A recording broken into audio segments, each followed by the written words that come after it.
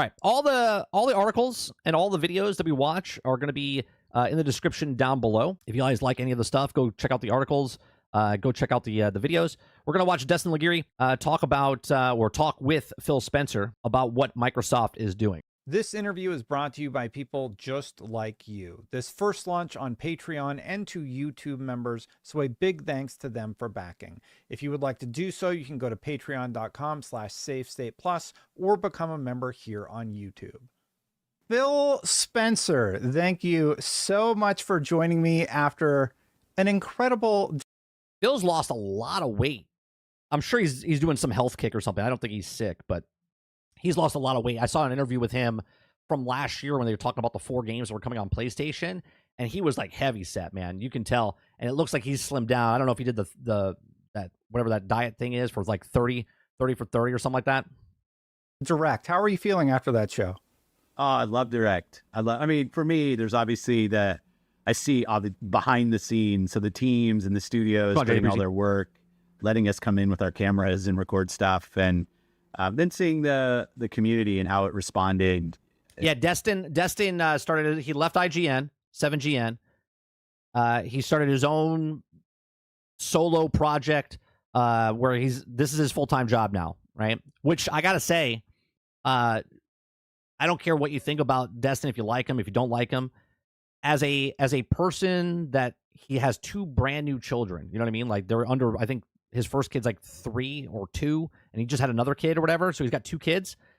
To do that, like that's got to be nerve-wracking, man. To all of a sudden you have a stable job, and you're like, you know what? I'm just gonna cut that cord and go straight full time. So kudos to him taking the plunge.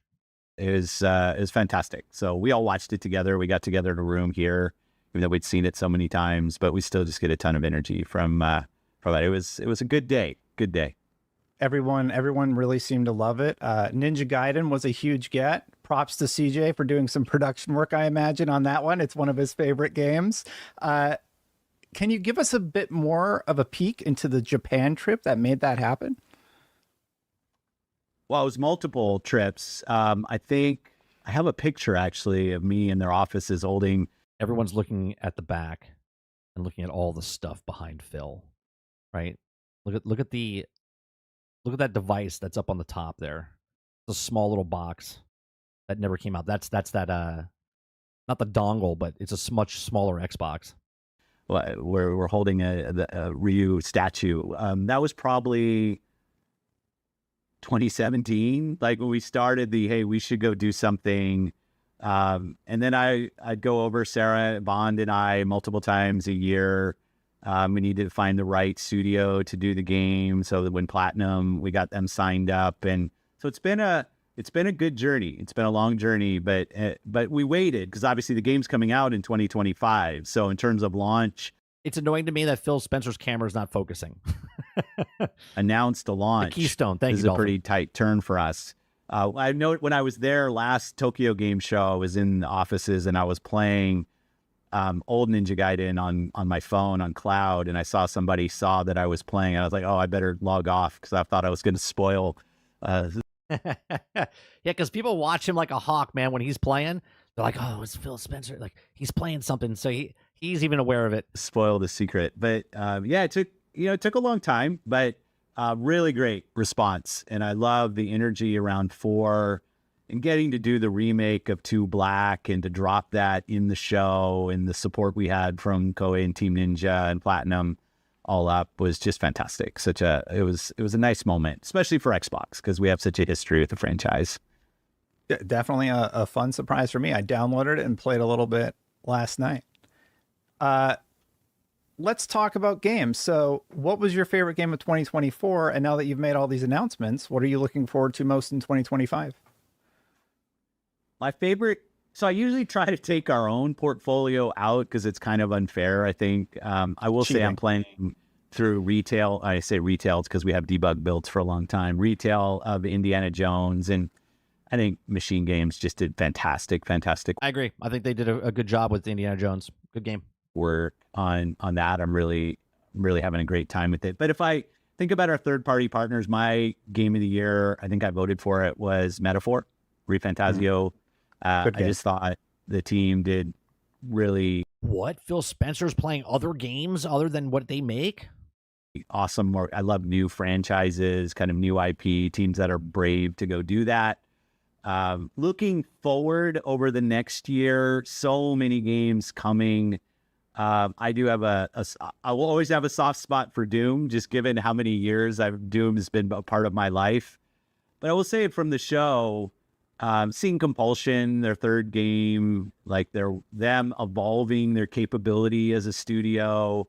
It's really nice to just see Guillaume and the team and the progress that they're making. And then there's stuff coming in our second half, which I'm also really excited about. And obviously you can't, if you're in this industry, GTA and like what it will mean when it launches to this industry will just be a fantastic moment. So What I hear there, I don't want to pause on a weird face. What I hear there is, because he just mentioned GTA 6, he's like, yeah, we have our lineup in the second half of the year, but we're not going to say anything yet because we're waiting for GTA 6 to announce something.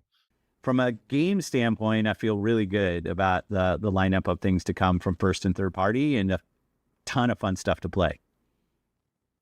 Absolutely. Sorry, I was distracted by a technical issue there for just a second. Was it me? No, it was not you. It was Will. Will. No. Just kidding. Damn you, Will. I have no idea what happened there. Yeah.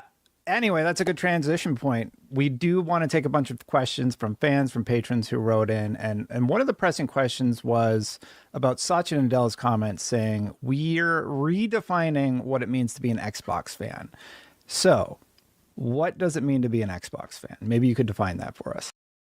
I don't know if that's a fair question, considering someone said Nadell said that. And they're like, what does he mean? Like, how do you... I mean, I guess you could give your thoughts on what he meant, but this is not what Phil said. This is what Nadell said. Now, let me start. It is my answer. Exactly. Satya didn't talk about his answer. I'll just say, I don't think I get to define what it means to be a fan of Xbox, right? It's like your experience in the platform is different than mine, is different from other players. So I think everybody builds their own personal connection to the platform.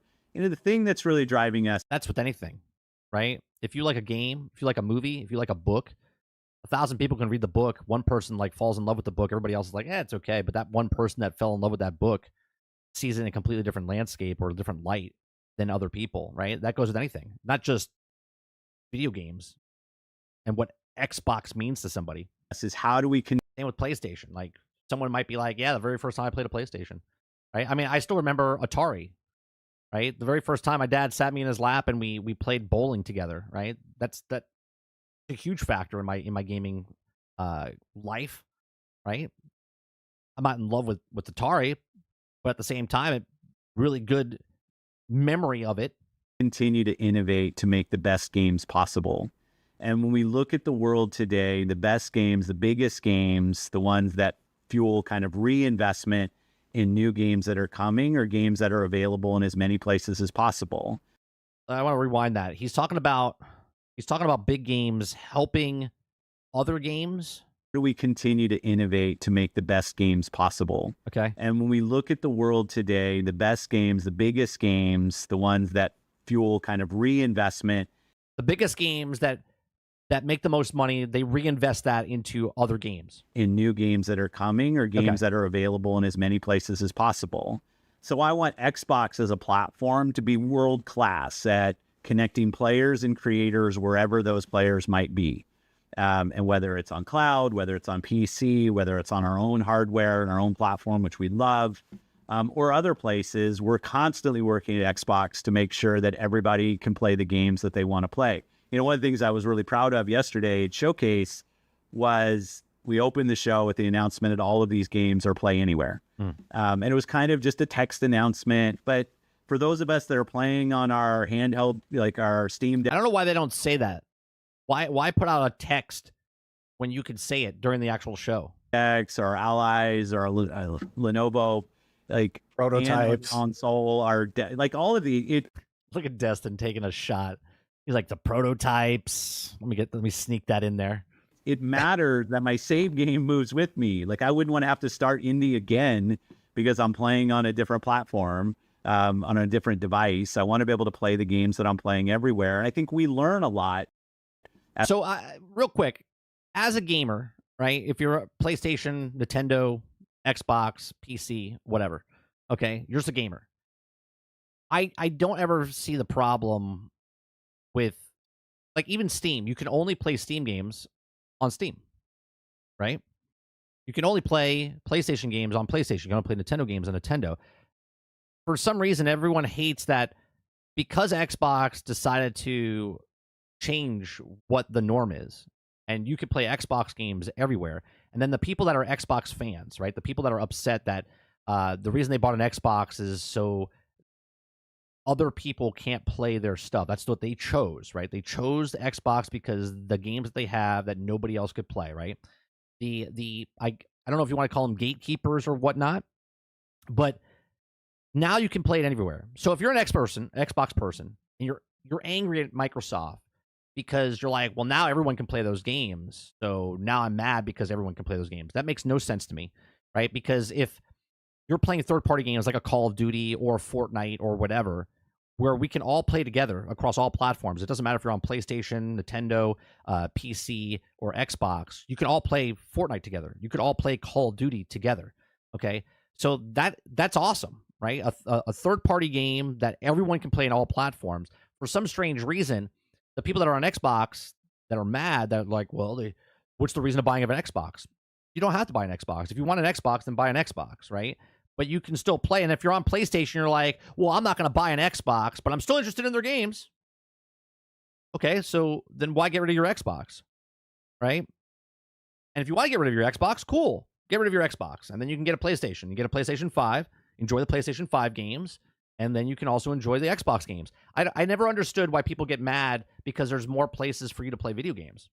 As a platform by innovating in that space. So let's continue to innovate as a platform to allow the best games. And then from a fan standpoint, I think Showcase is a good example of this.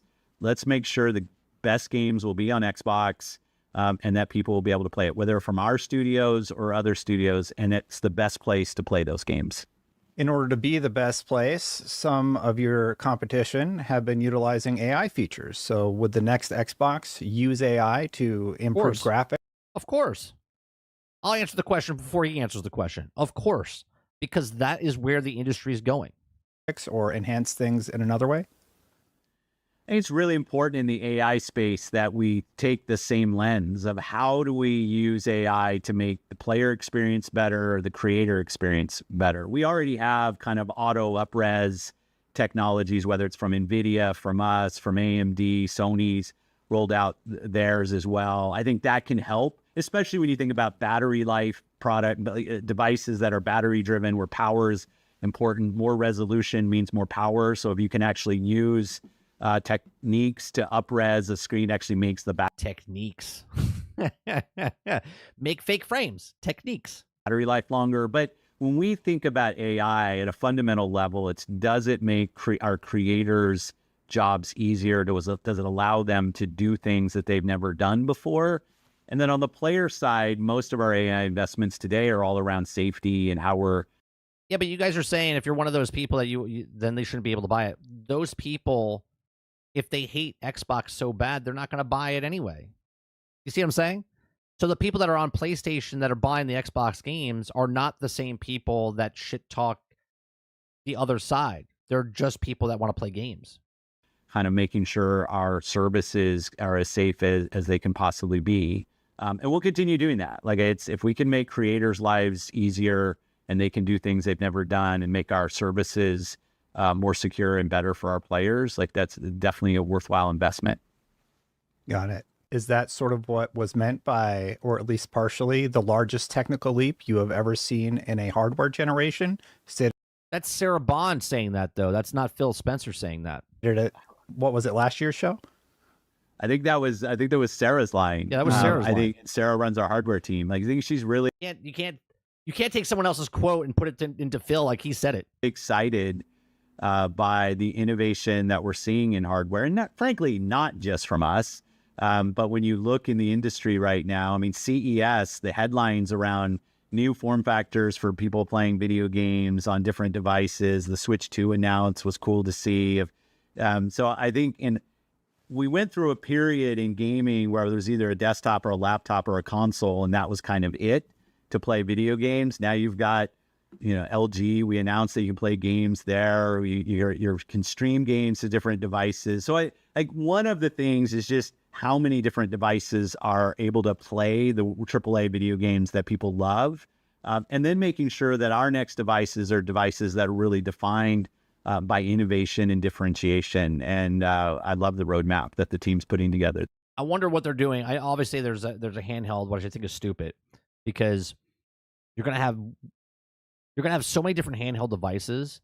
And if all the handheld devices, for instance, let's say Microsoft has their handheld device, and their handheld device plays Microsoft games and also plays maybe Steam games, and if it doesn't, and it just plays Xbox games, and then Steam's can play Xbox and Steam games and PlayStation games, then obviously when you're purchasing a thing, you're really like, well, I'm going to buy the system, the handheld, if it's Steam Deck, if it's ROG Ally, if it's the Microsoft one, you're going to buy the system that can play the most games in the most places, right? So I think it's dumb, in my opinion, if Microsoft comes out and only makes the thing that only plays the Microsoft games and doesn't have Steam on there, doesn't have other things on there, right? So I think it's dumb, especially since Microsoft, in their investing in a new hardware, where their hardware wasn't selling well in this category of console, all of a sudden they're going to make a handheld and it's going to sell well. There's way more competition in the handheld market than there was in the console market,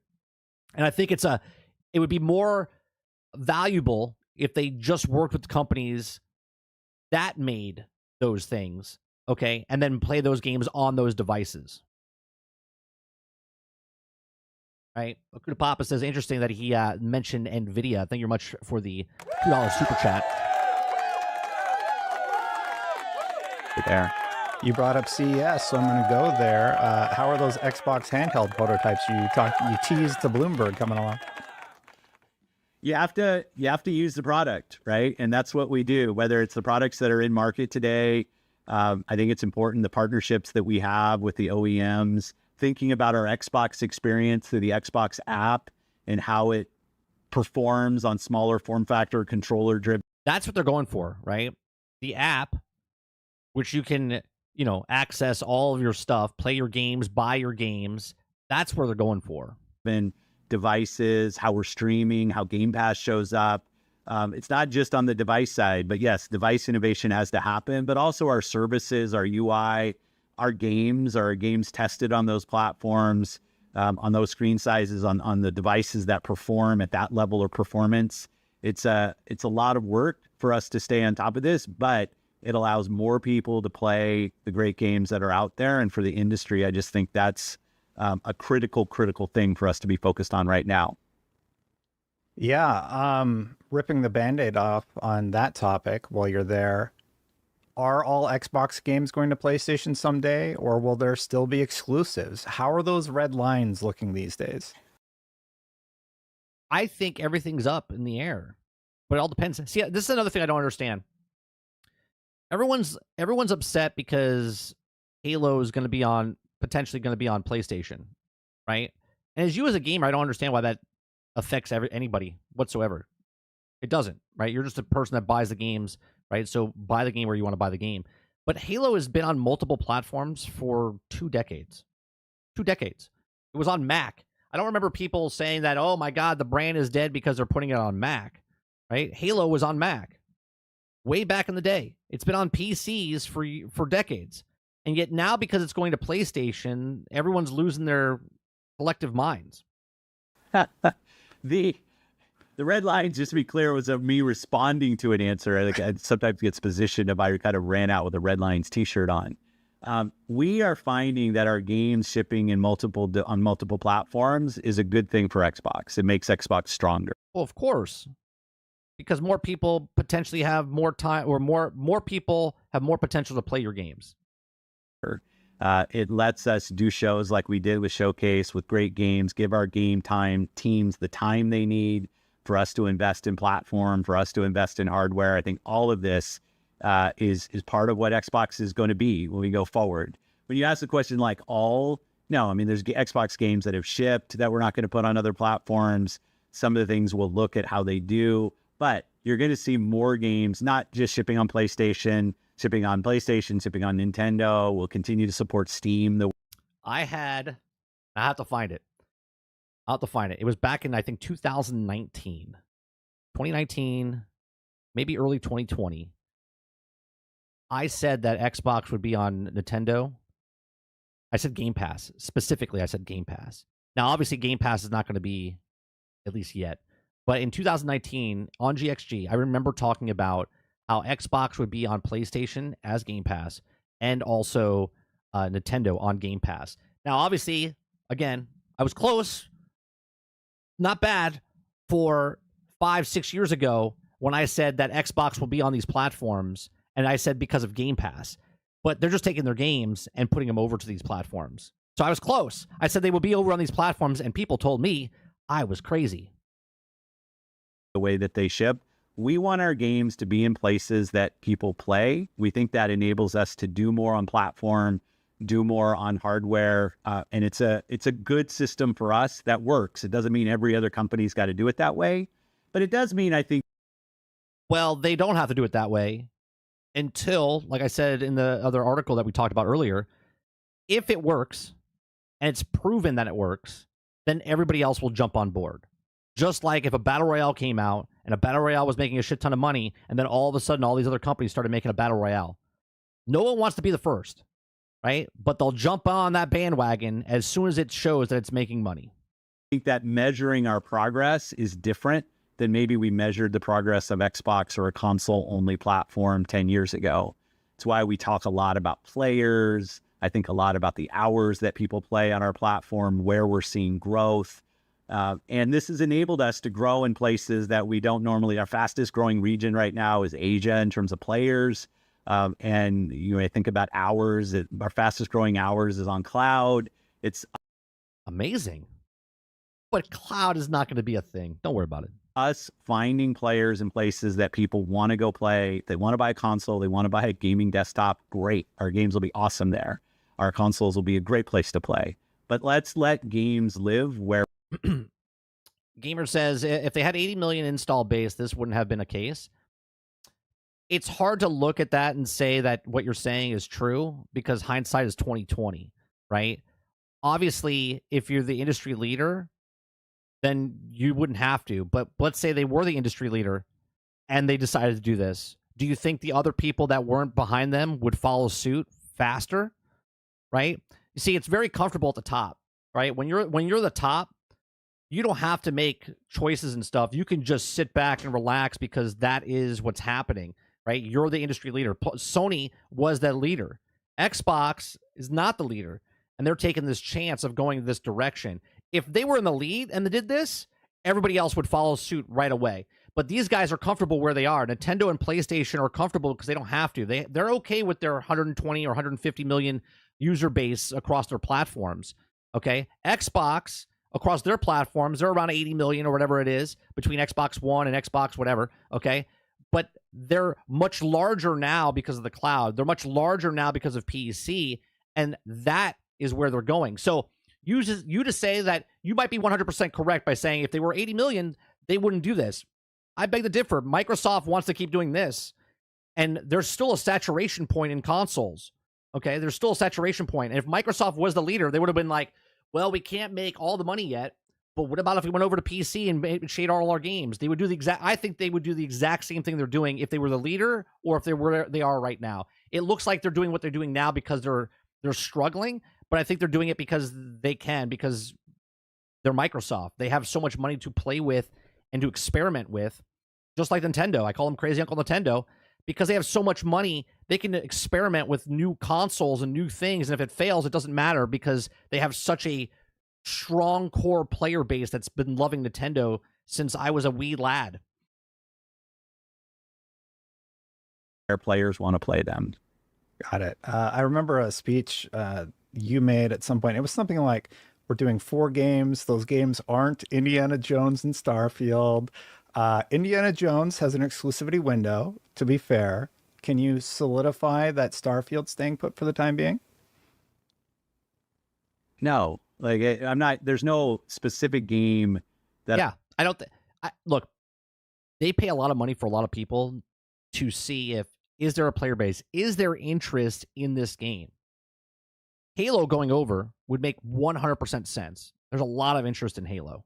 Okay, if it's an additional 2 million, 3 million, 4 million people that come over and play Halo, they'll be like, yeah, we can put that over there. We know it would make sales. Not every game, especially new IPs, might not have the same interest.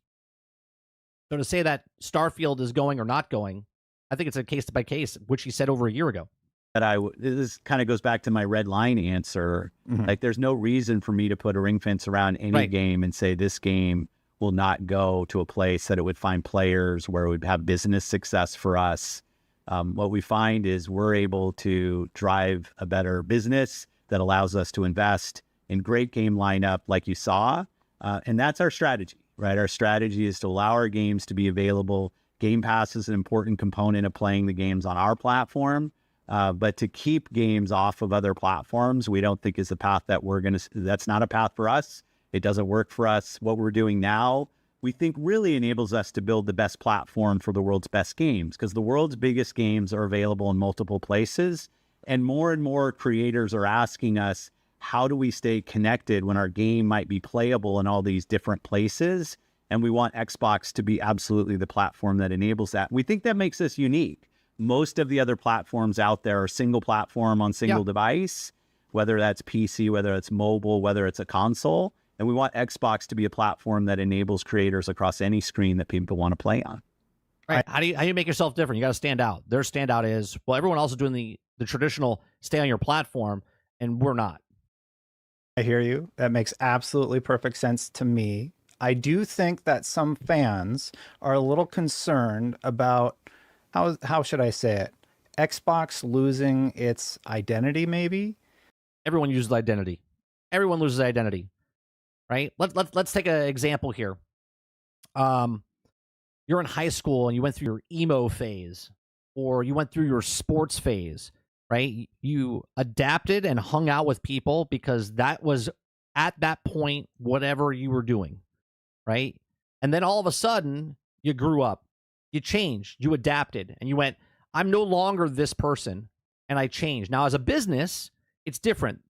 A business doesn't have that persona of what it is.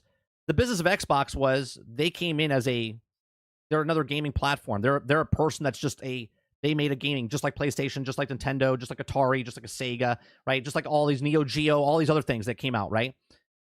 And then they're like, yeah, we're going to throw our hat in the ring. And then they did.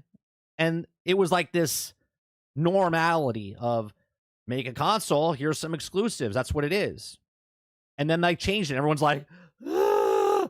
Like they're freaking out. It's like, you're allowed to change things. You're allowed to do things. Now, we talked about what Battlefield, the other day, and I said, Battlefield's structure, right? You could change Battlefield, right? They said they were going back to their roots and changing it to what it is. You can change the fundamentals and still be what you are. And what they are is Xbox, and they're still making games, and they still have a console. So they're still there. Battlefield is no longer what Battlefield is. Battlefield is a completely different game because they're trying to be like the other games. They're not trying to be like anybody. They're trying to lead the way in this new era of whatever they're trying to do. And there's no path because they're writing it as they go. Jack says, the problem is perception of Xbox giving games to PlayStation while getting nothing in return from PlayStation, locking games away for paid exclusives. Yeah, but who cares? If someone's an asshole to me, Jax, why do I have to be an asshole back to them? Right? Why? Thank you very much for the $5, by the way. $4.99. Right? Why do you have to be, because someone else is doing something, why do you have to be the same as them? As a person, you can be like, yeah, that guy's an asshole, but I'm gonna be better. I'm not gonna be an asshole towards them. I'm just gonna, right? You don't want to give us your games? That's cool. I'll give you our games, right? But remember, there are PlayStation games studios on the Xbox right now. MLB The Show exists. It's there. It's on Xbox. What would you say to address those concerns from longtime fans? Well, one, I hear them. Right. I'm pretty active in our player base, and I'm active in the community. I listen.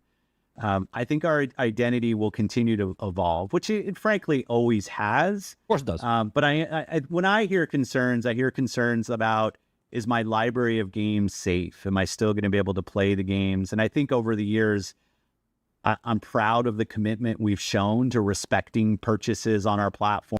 And that's it, Kraken, right? Kraken says if you're worried about games, just get a PC. Boom. Best of both worlds. Problem solved. Right. Get a PC, pay $12, you get an Xbox. Got Steam, and then you can wait to get PlayStation games on Steam. The only thing you're missing is Nintendo. Through back compat, through cross entitlement, Xbox Play Anywhere, through cross play, things that we've done to enable people to continue to play. So I hear that when I think about I see the investments we're making in platform and how we want Xbox to show up in multiple places and your library to be available there. When I think about buy to stream, so if I buy a game, I'll be able to stream it to devices. Like, this is all about making sure that your library of games that you own on Xbox are playable in multiple places. So I'd say it's an evolution of our identity, but I believe it's an identity that this industry needs.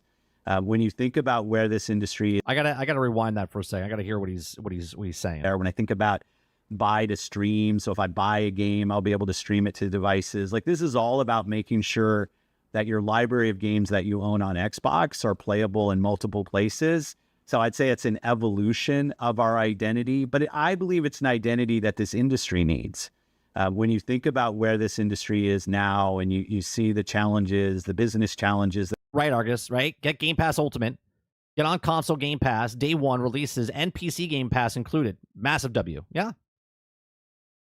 That are out there for many companies, that I think us keep making games more accessible to more people has just got to be front and center for us as an industry. So I don't understand why people are mad at that. It doesn't make sense in my head that people are upset because they're putting their games for more people to play. I just don't understand. As a gamer, I don't get it, right? I'm not an Xbox lover. I have an Xbox.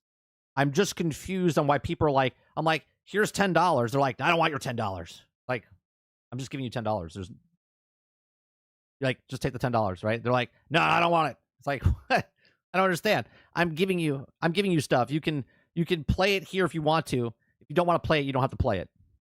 We continue to see great. They feel like they chose the wrong box.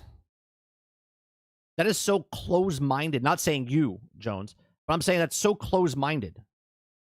Right? Like, go play where you want to play. How is that a bad thing? Because they're loyal to brand, not their own wallets. Real quick, Eclipse says, look at NVIDIA GeForce. I mean, might be because they're putting a 5000 series as a new server, but not accepting new people right now because they think the servers are being filled. Cloud becoming the future. I believe so, but, we'll see what happens. Games that we've seen over the years. This video was made possible by patrons and YouTube members. It just doesn't make sense to me. To support, you can go to patreon.com. It makes no sense to me that people are upset to support my because work, of and you can also play support by games in becoming more a places. member on YouTube. Thank you so much for watching. If you don't want to become a member or a patron supporter, I totally understand. Consider hitting that subscribe button, hitting that bell, or just hitting the like button if you think I did good work. Now, let's get back to it. You talked a little bit about how Xbox is growing in Asia. Could you elaborate more on Xbox's plan to grow outside of the US? I know you mentioned China as being an interesting territory to look at, but is there any more you could talk about there? We're seeing a lot of growth on PC, PC Game Pass. Imagine that. PC Game Pass is by far the best deal in gaming anywhere. Okay, obviously, once they hit their saturation point, they will start raising the cost of PC Game Pass.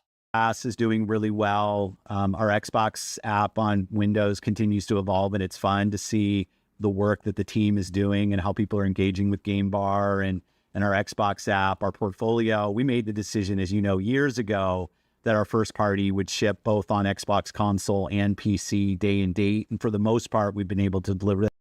But Jones, you're not stuck with that console, right? There's people that will buy the console. GameStop will give you store credit. There's ways to get around it where you're not paying full price. And it's easy to go the other direction. Now, I get it. There's people that can only afford one thing and they're stuck there. Okay, But if you want it, you'll buy it. And if you can't buy it, then you'll deal with what you have. There's a couple kind of anomalies, but we've done that over the years. So we're seeing a lot of growth in cloud, a lot of growth in PC. Our first party is doing a great job. And when you look back, we just had the biggest COD release we've ever had. It's with all the players that we have, Indiana Jones. I hate that term when they're like, we had the biggest COD release we ever had. But you just got COD. So you've never had COD before. I just hate terminology like that. It's like #1 movie at the box office this weekend, but no other movies came out that weekend. And I was looking at Indiana Jones play on like Veilguard. Veilguard said that they had the most Steam users ever on any game. Well, there was no other game before. Like Veilguard was the first game on Steam, so of course it was the #1 game because it was the first game ever to come out day one on Steam and console at the same time. cloud, and seeing it's like one of our top games that were streamed. Players were playing that way, and I just think, how awesome is it that we can build games and they get played by millions and millions, if not tens of millions of people, in places that maybe 5 years ago we wouldn't have envisioned, but now it's become a reality. So when we look at global markets, we want to map to how the market dynamic it is. We don't have one solution for every market. That's not us. You don't have to go buy a console in order to become an Xbox, a member of the community in these. Imagine a company telling you, you don't have to buy our product to enjoy our stuff. Just imagine that for a second. You come into this, you don't have to buy my burger to enjoy, to be here, right? You just hang out. Just hang out in the restaurant. Don't buy anything, right? You don't have to buy it. That's crazy. That's crazy to think that, yeah, you can enjoy our stuff. You just don't have to buy it. Markets, and people are responding. They're playing on PC, they're playing on cloud, and they're playing on console. For those that want that, we're going to continue to do great work on console and continue to make sure that experience is top notch. Do you see the market going more in that direction, just as an anecdote? Because you're talking about releasing basically anywhere the players are. Some people are still doing traditional models, but the industry is making $300 million games now, and they're looking for new revenue growth. That's a good question. Sectors. Where do you see the games industry, not just Xbox, but the games industry going with that regard? It's already there. And I know they're not always the games that all the community talks about, but I see the most played games on the platform. And when you look at the most played games, you're looking at games that are available on any screen from the creators. Imagine that. Let me see. He's going to name Minecraft, Fortnite, Call of Duty. What other games are on all platforms? If you think about a Fortnite, you think about a Roblox, a Minecraft, a Call of Duty, a Genshin, like you look at these games. Imagine the top games in the market are games that are everywhere on all consoles, or majority of the consoles and PC. And they have tremendous success because they're available anywhere, from small screen to big screen. I'm able to log in and play the games that I want to go play. And those are the games that are at the top of revenue and the top of players on every platform. It have been for a while. I remember it was a few years ago, I made some comment about single player games not having the same impact that they used to have. And I got a bunch of, kind of grief for that. But what I was just saying is I love playing single player games. I love the fact that in our showcase, every one of those games is a single player game. Beginning, middle, and end, I can go play those games. But when I saw the business and where the kind of hours and revenue was going, I was worried that if $70 was your only solution to selling a big single player game, that you might not buy more games into just the money and the time are going to other games. And this is kind of part of Game Pass. Let me rewind real fast what he just said there. Kind of hours and revenue was going. I was worried that if $70 was your only solution to selling a big single player game, that you might run into just the money and the time are going to other games. And this is kind of part of Game Pass's genesis and what we were trying to do there. And it's helped us. It's helped us to support those games. But I wouldn't look at you like you position kind of as a forward look, and I get it. Yes, I think you're going to continue to see more and more games available on more screens. But frankly, it's today. When you look at the biggest games in the world, they're available in a ton of geos and on many different screens. And that's what creators want. Imagine, right? He said a $70 game and your time, right? Go ahead, make that $100 game. Go ahead, make that $100 game. Let's see where the player base goes. Let's see how many people don't buy your $100 game. People will buy the $100 game, don't get me wrong, right? But the majority of people are not going to buy a $100 game, okay?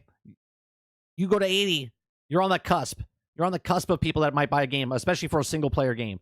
You could get it like we talked about yesterday. You can get it for maybe GTA 6, okay? But you're not getting it for a Madden. You're not getting it for all those other games. And people will just wait, or they'll go to a streaming service like a Game Pass, like a Ubisoft Plus, like an EA Play, because make the problem, sell the solution. The problem is games are getting too expensive. Solution is here's a cheaper product where you can play all these games all at once. We touched on it a little bit already, but a lot of people asked this question. It was in regards to the no red lines comment again, in regards to Halo, and they're wondering what is the value proposition to owning, say, an Xbox console or being in the Xbox ecosystem. You're going to be able to play your games that you buy with us in many different places.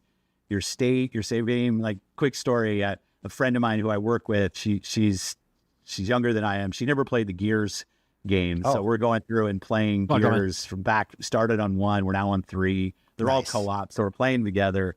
And you know, the simple thing like logging in and seeing my save game from 2011 kind of populate, and I still get to go play. You know, like the experience. My save game was still there for Battlefront back in the day. Okay, what was that 2000? When did the collect the like super old? I forget when it was. It's like 2011, 2012. One of my saves. I don't know if it was Star Wars. Was it one of the other games? I was just like, Jesus, 2011. Still had my save. Experience that you're going to have on Xbox is we respect your progress on our platform and the games that you own with us. We're going to make available in more places, whether it's buy to stream and you can stream to the devices that are near you. That's a big thing for me. Okay. Respecting the player. Okay. Regardless of the company, respect the player, right? You're respecting me because my saves, my games are still there. I can go back and play those things over and over. I don't like that I don't own them.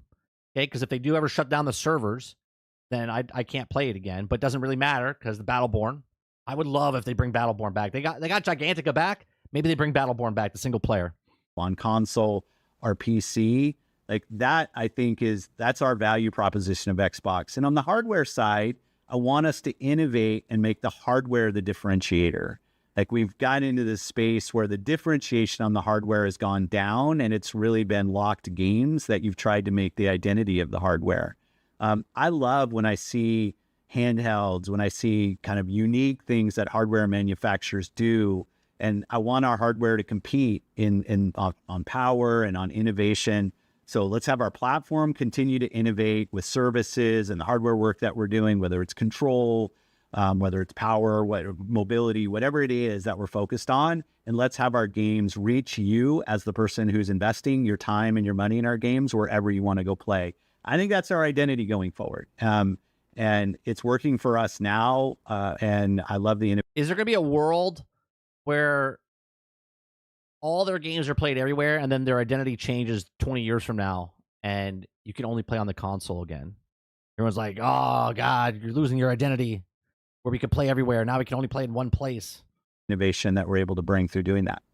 I've had this crazy theory that you're going to lock in a deal with Steam, and Steam's going to be, because you brought up Epic in one of your interviews.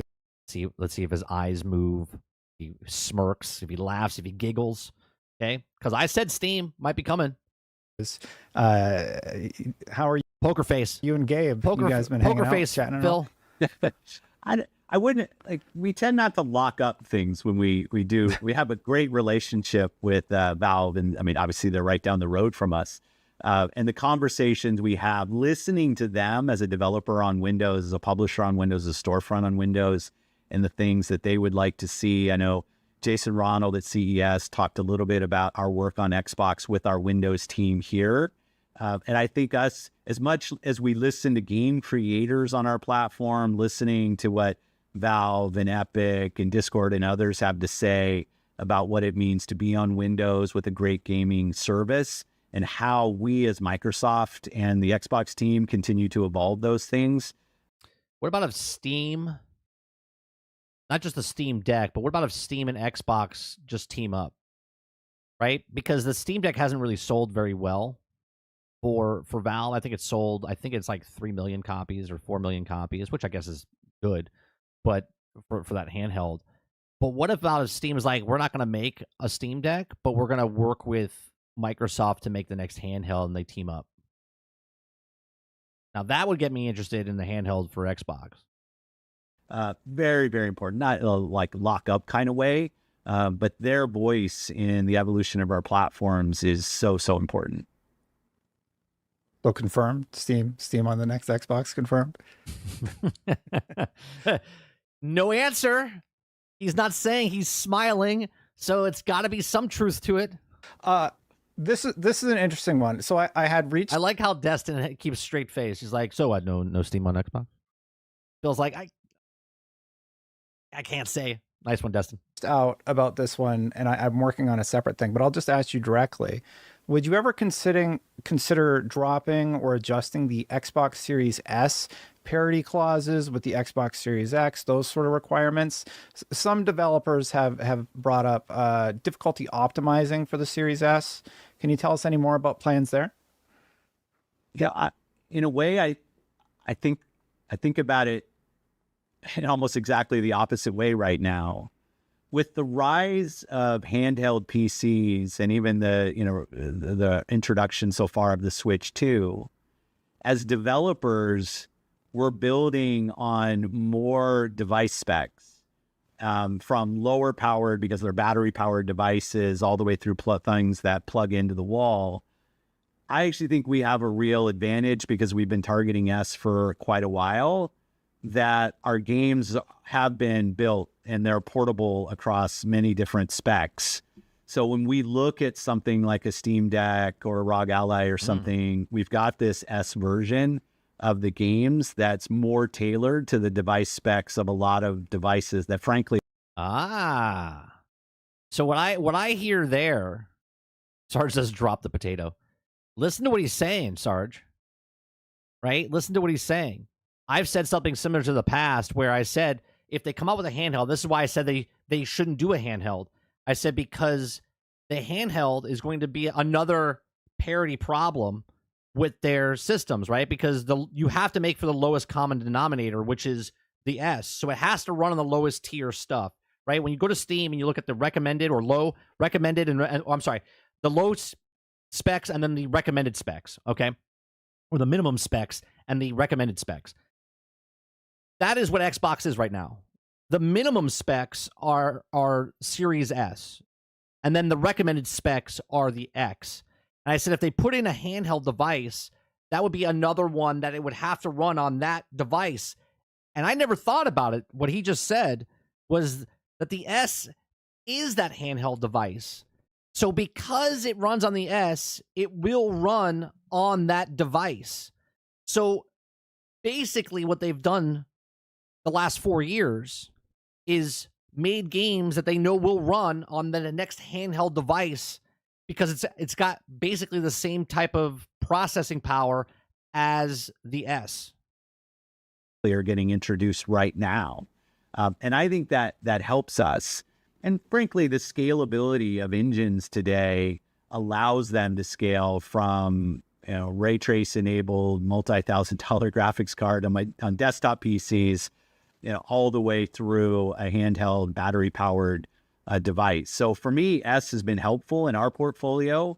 And I'm playing Indiana Jones on the S and it looks great. So like it's definitely capable of playing current gen. I tried it on the S. It does look good. It does look good on the S. Obviously, it doesn't look as good on the X or as the X, but for people that only have the S, it plays. It looks great. They would never know the difference. Generation games in a great way, but most of your games that are going to be out there are going to be supporting these different devices, and the S spec of what it is actually maps pretty well to the devices that we're seeing introduced right now. So basically, they've been testing a handheld device with consoles for the last 4 years, and that's why the S exists.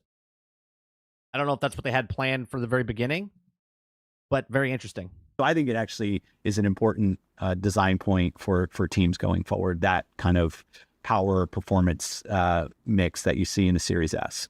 Yeah, it is close to the Steam Deck, close, but yeah, and the Steam. Well, anyway, I don't mean to go crazy there.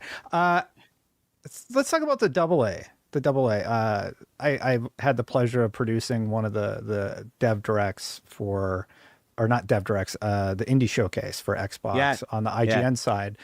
How are you going to focus on double A games and indie developers in the coming years?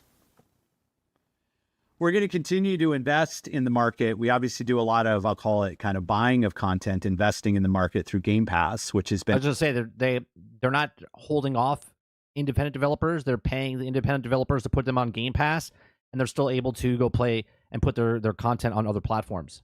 So it helps the smaller developers out because then they're not worried about what the game sales are because Microsoft is ponying up some of the majority, if not all, of the bill to come onto Game Pass. Been a good thing for us. I think it has us probably putting as much development funding into that space as any gaming company in the world. And he just said it, right? They're basically paying, right? I'm going to rewind that for a second.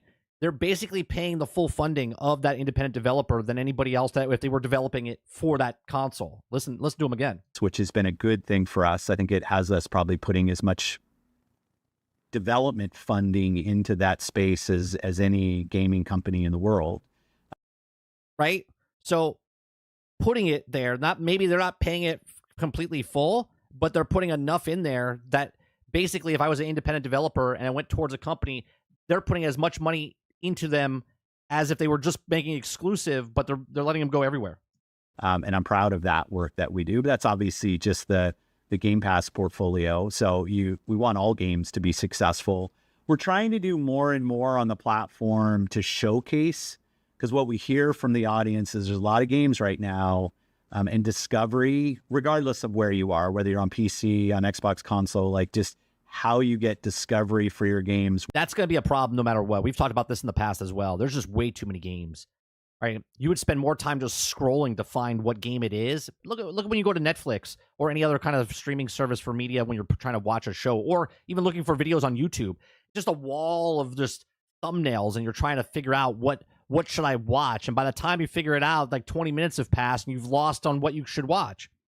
We've done some things to help spotlight great games that launch on our platform and call it the indie AA space, giving them unique marketing on the platform, in the dash and on the Xbox app on PC so that they see the light of day. We take feedback, like we've had feedback about our tools and our ingestion and like how it works to get games into our storefront. And it's been great feedback as we continue to evolve the back end for those teams.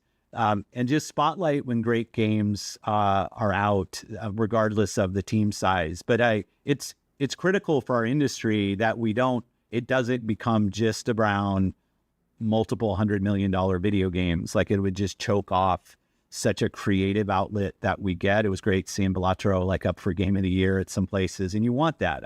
I don't know if we call that AA, but I'll just say games that aren't AAA budget with AAA size teams. And we're going to continue, whether it's through Game Pass or spotlighting in our dash, to ensure that those teams see the light of day and get discovered on a game is a game. Like we want games on Xbox to be seen for their quality, not the. And Redfall enters the room. Hey, there's that mark. There's that skid mark in your underwear. Redfall's in the room. You want quality stuff, but you put out Redfall, which always makes me wonder, is the next game that you put out going to be at full quality? The team size behind the games. And again, this is not a Microsoft thing. This is an industry problem across the board where games come out incomplete and not finished in some way, shape, or form, and they push it out before it's done. Your Dev Direct showed off a stacked couple of months. You have Ninja Gaiden now. You have Ninja Gaiden 4 coming this fall. You have South of Midnight on the way. Avowed coming. Doom the Dark Ages. And that covers you through... You got like 6 or 7 games through May 15th, and the one fall release. Do you have more coming to reveal at a later date? We do. We do, but we're waiting for Grand Theft Auto. We're waiting for Rockstar to make an announcement before we make announcements of anything. And I feel so good about the portfolio where it is. I mean, it's allowed us to do some things. You know this, like we moved Avowed out of 24. Yes, like we can always use more time on a game, but we also knew like we had Call of Duty and we had Black Ops, and it was our Call of Duty and Indiana Jones, and like was the Right, Jax? That's actually a pretty good. That's a good statement, right? This should be the last time he has to explain the strategy. You're either in or you're out, right? I don't understand the people that are still confused about what they're doing, right? This basically has. I mean, he said it a year ago, but now this is what he's saying. And if people are still confused, there's no helping those people. their room. We want to give Avowed room.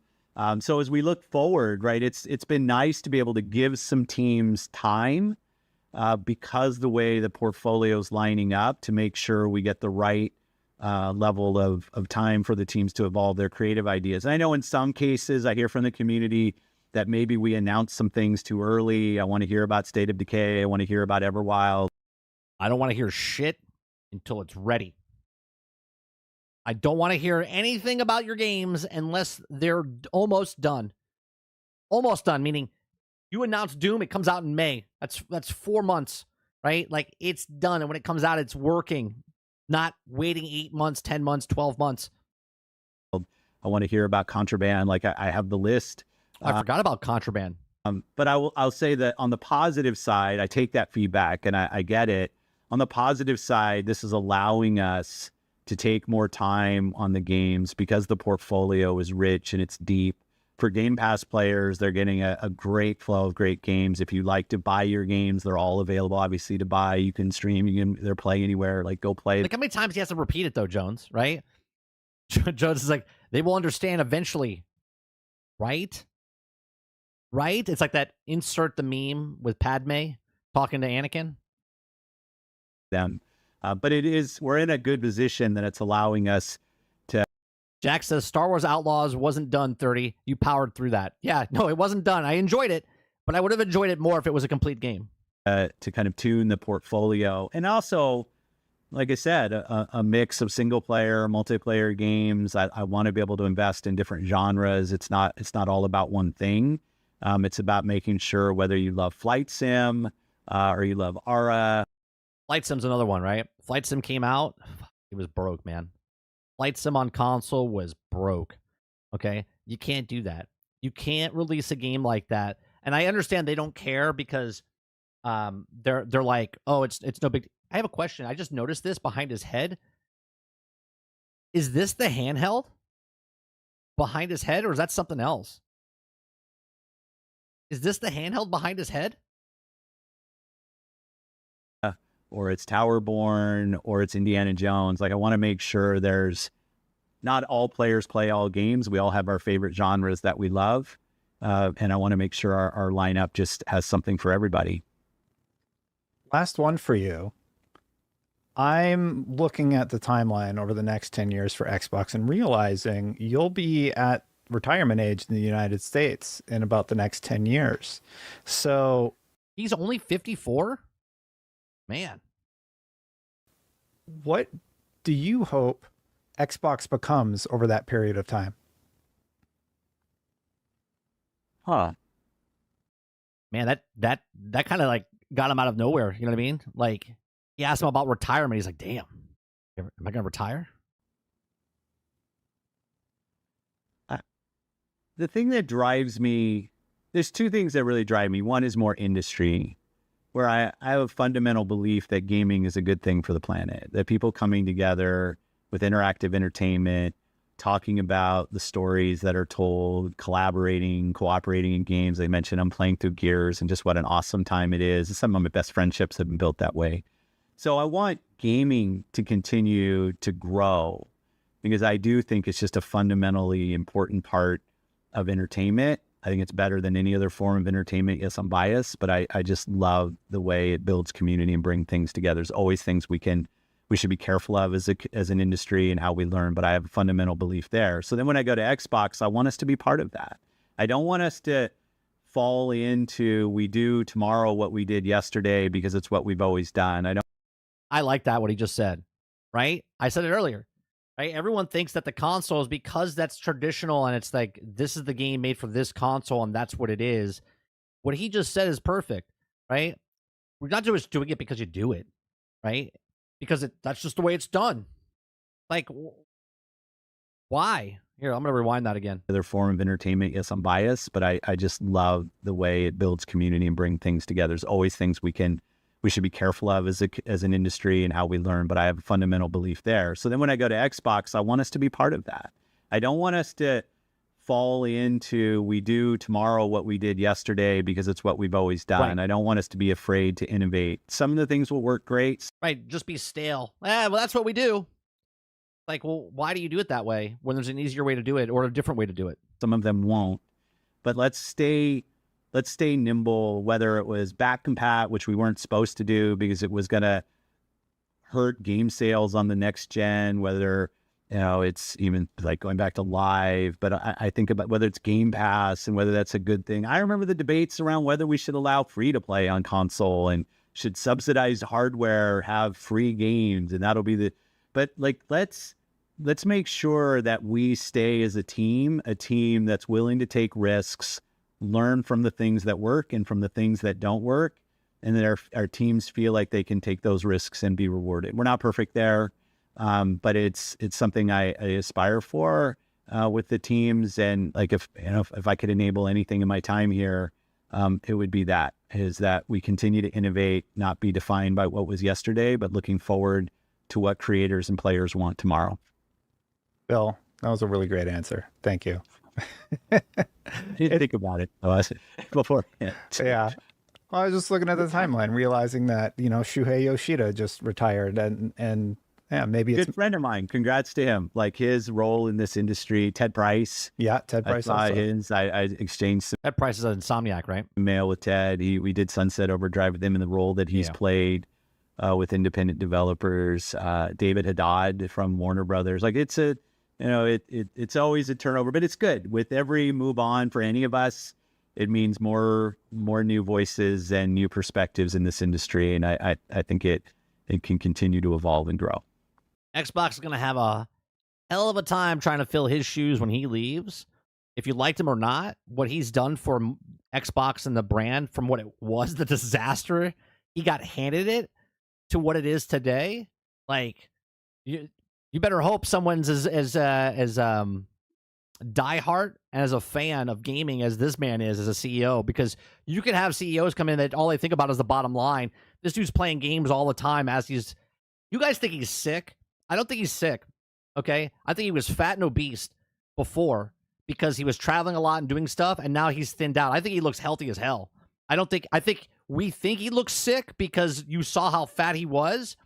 Okay. And now he lost weight, so he looks kind of weird. Okay. Destin used to be big. Destin lost weight. He looks much better now. He's healthy. Well, thank you so much for making time to chat with me today. It has been an absolute pleasure. And thanks for watching. When can we hear next from Xbox? What social platforms do you want to plug? No, I don't want to do that. I was going to say something else. I was going to say congrats to you. Like what you're doing and kind of going off, doing your own thing. I've always appreciated your voice. And the last time you and I were on was maybe Gamescom in a sweaty booth somewhere where we had a discussion. But I've always appreciated your point of view in the industry. It's brave, the step that I love the way you talked about, leaving your dream job. But I think it's the same thing. Like you can't be. I think it's 100% better that Destin left IGN, right? I like Destin. Okay, I've met him a couple times at conventions and stuff. I don't know if he remembers or whatnot. We had some conversations. I used to go in his stream when he first started streaming on Twitch. Okay, I don't always agree with what his takes are. A lot of his takes are not in line with mine. But at the same time, dropping IGN, I think, is the best thing for him. Be defined by what you did yesterday, and the role that you play in the industry is an important one. And kudos to you for being brave and trying something new. And I really wish you the best in all of that, because I think you're an important voice. Thank you so much. I'll keep trying to be better. And I appreciate all it. of us. All right. All right, I'll cut there and do the outro. Thanks, Phil. Yeah, it was okay. It was good. It was great. Thank you so much to Phil Spencer for sitting down a good and interview. answering questions interview. from patrons and YouTube members, and a few of my own too. 7GN, if you want to support this 7GN. channel, you can do so very easily by hitting that subscribe button, hitting that bell, or hitting that like button when content goes live. But a very special shout out to the patron members who support at the highest tier: Christopher Eddy, Inner Machine, Phil Roney, Savage 03, Spingetter 889, and the Scarecrow. Yeah, that's a good video. So go give it a like, go give it a follow, give it a sub if you're not subbed to his channel.